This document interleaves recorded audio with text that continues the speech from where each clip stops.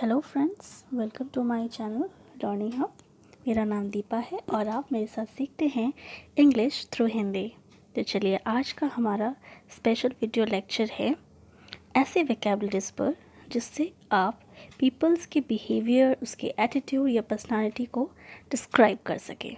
Okay, तो हम आज ऐसी English vocabularies, advance English vocabularies को जानेंगे, उसकी मीनिंग जानेंगे और हम जानेंगे कि सेंटेंस में उस एडवांस वोकैबुलरीज को कैसे यूज़ करें ताकि हमें जब किसी लोगों के बिहेवियर को बताना पड़े तो उससे हम यूज़ कर सकें। ओके, तो चलिए शुरू करते हैं।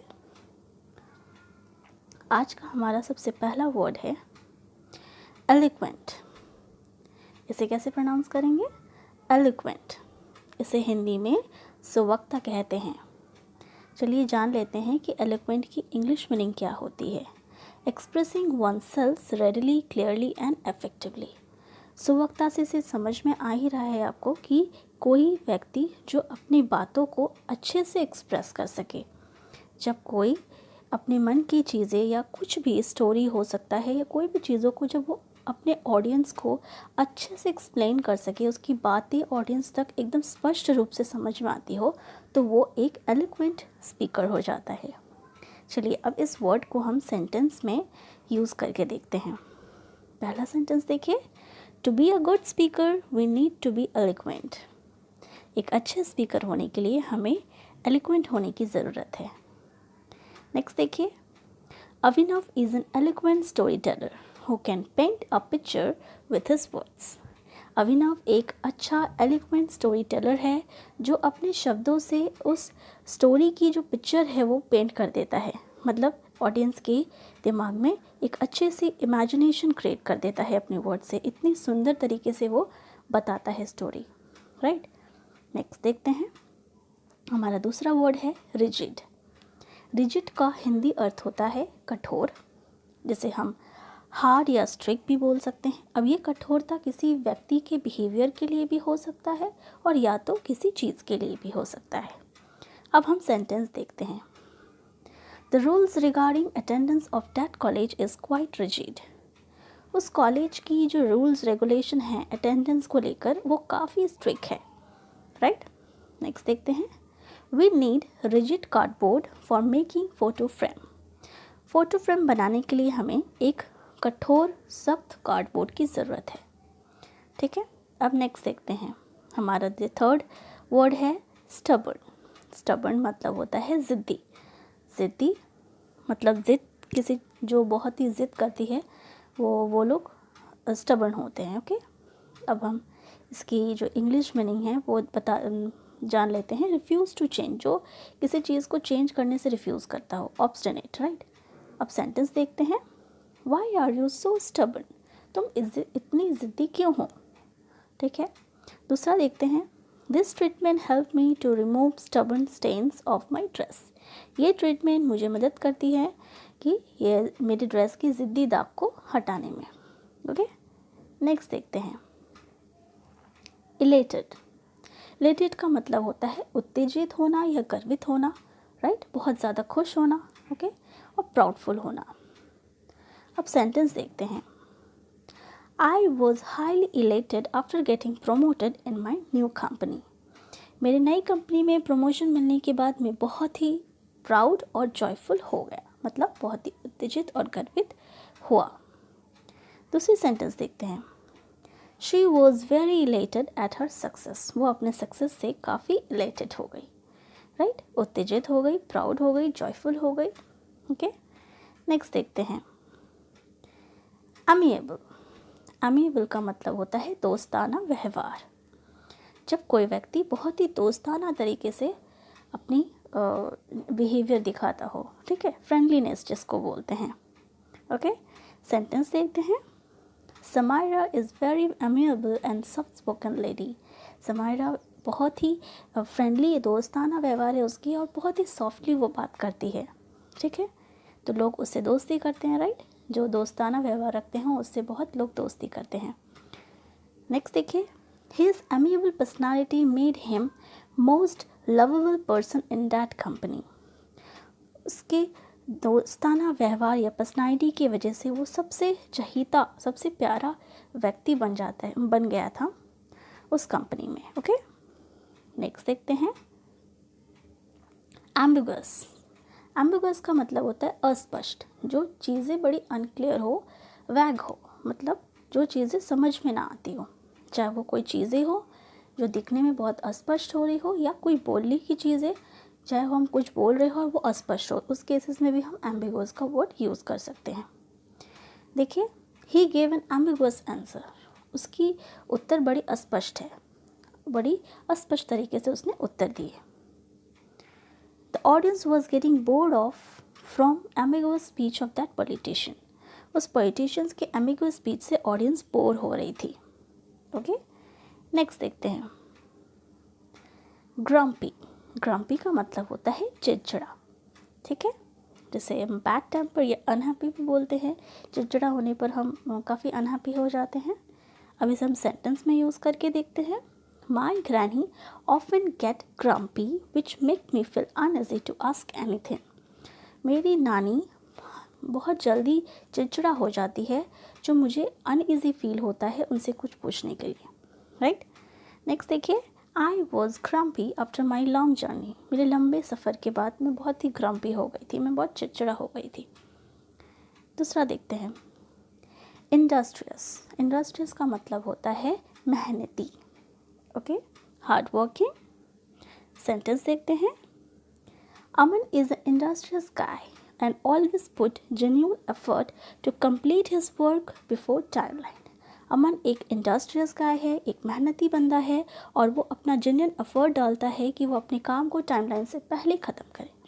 राइट, दूसरी सेंटेंस देखते हैं। To achieve success we need to be industrious, हमें सक्सेस अचीव करने के लिए हमेशा मेहनती होना ज़रूरी है। ओके, नेक्स्ट देखते हैं कंसिडरेट। कंसिडरेट का मतलब होता है विचारशील, ठीक है, जो दूसरों के बारे में केयर करता हो, सोचता हो, दूसरों की परवाह करता हो। ओके, सेंटेंस देखते हैं। My father is the most considerate man I ever known, मेरे पापा, मेरे फादर बहुत ही कंसिडरेट मैन हैं, शायद ही मैंने ऐसे व्यक्ति, कंसिडरेट पर्सन अपने लाइफ में देखे होंगे। We should be considerate toward the poor, हमें गरीबों के प्रति जो है विचारशील बननी ज़रूरी है। ओके, गरीबों के बारे में सोचना चाहिए। नेक्स्ट देखिए ग्रेगरियस। ग्रेगरियस का मतलब होता है सुसामाजिक, जो सोशल रहना पसंद करता हो। ओके, सीकिंग और enjoying the companies of others. अब इसे सेंटेंस में देखते हैं।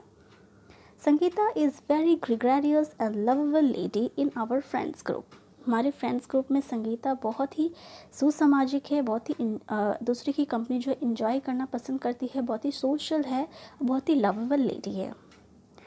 नेक्स्ट देखिए, his gregarious personality help other to make social with him in his company, उसकी ग्रेगरियस पर्सनालिटी मदद करती है बाकियों को भी उसके साथ सोशल होने में, उसके कंपनी में। ओके, नेक्स्ट देखिए एग्रेसिव। एग्रेसिव का मतलब होता है क्रोधी। ओके, जो बहुत जल्दी क्रोध आ जाती हो जिसको, हॉट हेडेड। ओके, सेंटेंस देखते हैं। An aggressive salesman never becomes a good sales person as he fail to convince and attract his customer toward its product, एक क्रोधी सेल्समैन कभी भी एक अच्छा सेल्स पर्सन नहीं बन सकता, क्योंकि वो अपने कस्टमर को ना ही कन्विंस कर पाता है, ना ही वो अट्रैक्ट कर पाता है अपने प्रोडक्ट के प्रति। ओके, दूसरी सेंटेंस में देखते हैं। She warned me that her dog got more aggressive on stranger. उसने मुझे वार्न किया कि उसका जो डॉग है वो बहुत ही गुस्सा हो जाता है अगर वो स्ट्रेंजर को देखता है। अब देखिए नेक्स्ट है रिलायबल। रिलायबल का मतलब होता है विश्वसनीय या भरोसेमंद, मतलब जिस पर हम विश्वास कर सके, जिस पर हम भरोसा कर सके। अब चाहे वो कोई चीज़ें हो या कोई व्यक्ति हो, ठीक है, फेथफुल या डिपेंड्स ऑन। ओके, सेंटेंस देखते हैं। Our company will offer this job to the most reliable employee. हमारा कंपनी ये जॉब सबसे भरोसेमंद एम्प्लॉय को ही देगी। नेक्स्ट देखिए, peoples are likely reliable on brand products while purchasing iPhones. IPhone खरीदते वक्त लोग अक्सर ब्रांड प्रोडक्ट्स पर ही भरोसा करते हैं। ओके, नेक्स्ट देखिए, नेक्स्ट है मैनिपुलेटिव, मतलब तोड़ जोड़ करना वाला और या तो चालबाजी से अपने काम निकालने वाला। इसकी इंग्लिश मीनिंग है स्किलफुली इन्फ्लुएंसिंग और controlling other for own advantage. अपने फ़ायदे के लिए किसी से चापलूसी करके, किसी से चालबाजी करके जो है अपने काम निकाल लेता है। ऐसे स्किलफुल पर्सन जो चालबाजी से अपने काम निकालता है, ऐसे लोगों को मैनिपुलेटिव कहते हैं। अब इस वर्ड को हम सेंटेंस में कैसे यूज़ करें? She is very selfish and manipulative lady and she knows how to get her own way. वो बहुत ही सेल्फिश, बहुत ही स्वार्थी और चालबाज औरत है, उसे पता है उसे अपने काम कैसे निकालने हैं। ठीक है, नेक्स्ट देखिए, one must aware from manipulative people, they are likely to misuse yourself. ऐसे मैनिपुलेटिव पीपल से सतर्क रहना बहुत ज़रूरी है, क्योंकि वो लोग हमेशा हमें मिसयूज़ कर लेते हैं। ठीक है, नेक्स्ट देखिए, नेक्स्ट वर्ड है इम्पल्सिव। इम्पल्सिव का मतलब होता है आवेगशील, जो जल्दबाजी में ही डिसीजन ले लेते हैं, कर देते हैं बिना सोचे समझे। ओके, इसे हम इंग्लिश में कैसे कहेंगे? Doing something without thinking about it carefully first. Okay, इस वर्ड को हम सेंटेंस में कैसे यूज़ करें? I have made an impulsive decision to quit my new job. मेरी नई जॉब को क्विट करने का जो डिसीजन था मेरा, बहुत ही इम्पल्सिव डिसीजन मैंने ले लिया था। ठीक है, नेक्स्ट देखिए, one should learn to control on impulsive nature, think before you act. तो हमें इम्पल्सिव नेचर को कंट्रोल करना सीखना ज़रूरी है। हमें पहले सोचना चाहिए, कुछ भी करने से पहले झट से जो है कर नहीं देना चाहिए, क्योंकि इससे हमारा ही नुकसान होता है। तो होप आपको ये वर्ड भी क्लियर हुआ होगा। अब हमारा इस सेशन का सबसे आखिरी वर्ड कंसीटेड। कंसीटेड का मतलब होता है घमंडी, या घमंड होना, जिसको बहुत अभिमान होना।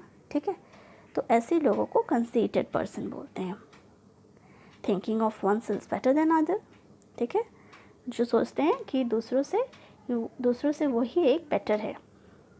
सेंटेंस देखते हैं, माई aunty is very conceited of being a best cook. Best cook होने का घमंड मेरे आंटी को बहुत है, मतलब वो बहुत घमंड करती है कि वो बहुत ही अच्छा कुक है। तीसरा सेंटेंस देखिए, many people become conceited only after little success. थोड़ी सी सक्सेस में ही बहुत लोग कंसीटेड हो जाते हैं, घमंडी हो जाते हैं। सो होप आपको ये सारी वोकैबुलरीज एक्सप्लेन करके समझ आपको क्लियर हुआ होगा और आप अच्छी तरह से समझ गए होंगे ऐसे वर्ड्स को आप सेंटेंस में कैसे यूज़ कर सकते हैं। अगर आपको मेरी वीडियो अच्छी लगी हो तो लाइक और शेयर ज़रूर कीजिए और चैनल को सब्सक्राइब करना ना भूलें, ताकि आपको लेटेस्ट वीडियो की अपडेट्स आपको मिलती रहे। Thank you for watching my video.